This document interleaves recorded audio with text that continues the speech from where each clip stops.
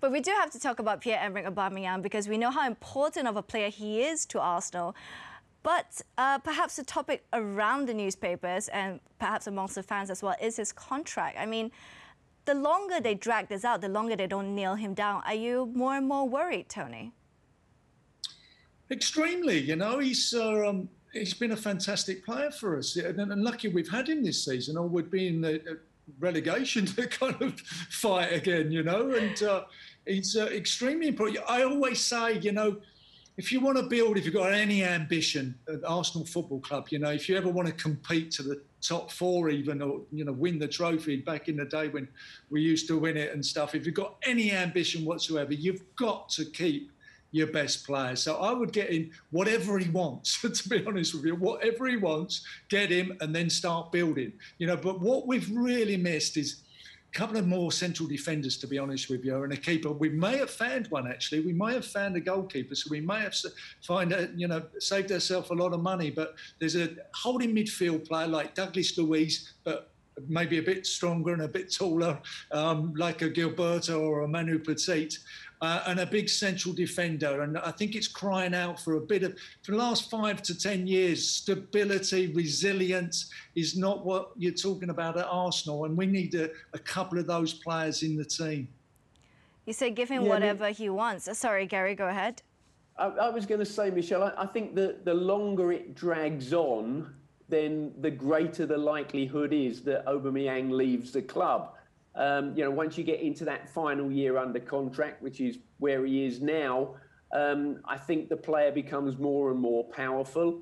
And of course, Arsenal do have this experience in the past where Mesut Ozil entered into his last year under contract, and then they've ended up paying him a king's ransom to keep him. OK, they didn't have to pay a transfer fee to replace him, but they paid him a king's ransom on the salary. And I think maybe Arsenal are a little bit concerned that they find themselves potentially in that position again, especially where there are reports that, you know, Arsenal are in a position financially that isn't as strong as it has been because they haven't been competing regularly in the Champions League over recent seasons. Now, Tony, you did say just give him whatever he wants, but is it possibly also something that is out of Arsenal's hand, perhaps? Aubameyang is looking back at his career, what he wants out of his career, and also, you know, Europe's still not a certain thing for Arsenal, Tony. Yeah, it's disappointing you saying that at the end, I must admit. You know, first and foremost, you know, to not have us as the best team in the world. There's still a chance there. I feel it's a question of recruitment. And I think you have to, as any, you know, I've 4 clubs that I've built in the last 18 years, and you get a set amount of money from the club and you have to work within that budget. And if Aubameyang, you've got to, what Arsene Wenger was very good at, he always knew the value of a player, and he knew when the player had actually, for the choice of better words, had gone over the hill and actually run its course, and he wasn't delivering anymore. You know, if that was the case with Aubameyang, they'd say, OK, let's cut our losses, let's let his contract run out, and we'll find another replacement, because we have got a lot of kids coming through in that area.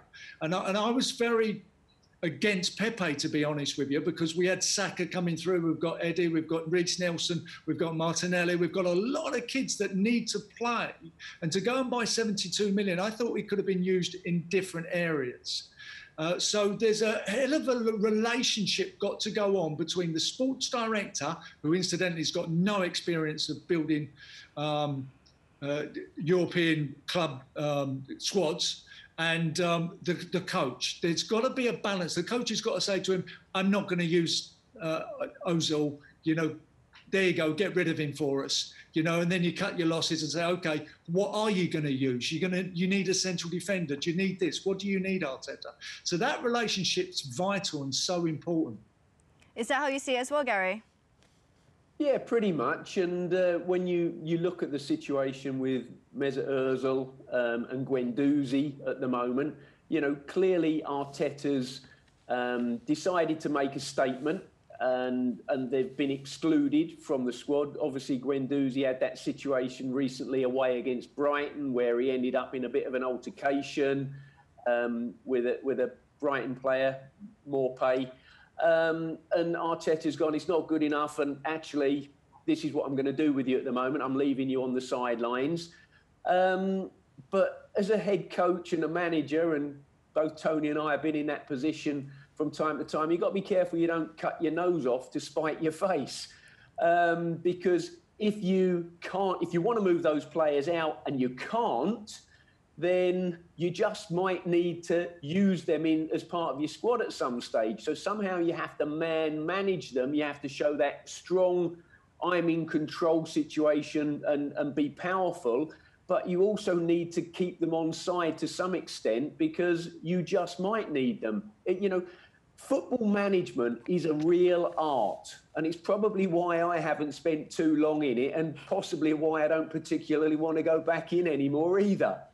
It is essentially a very, very tough job. I think everyone knows that. But I think the other question to ask is, you talk about shipping Ozil out in order to get funds and in terms of their summer transfers as well. But why would Ozil want to leave Arsenal considering how much he's getting paid, and his wage bill has always been a talking point amongst all the fans, Tony?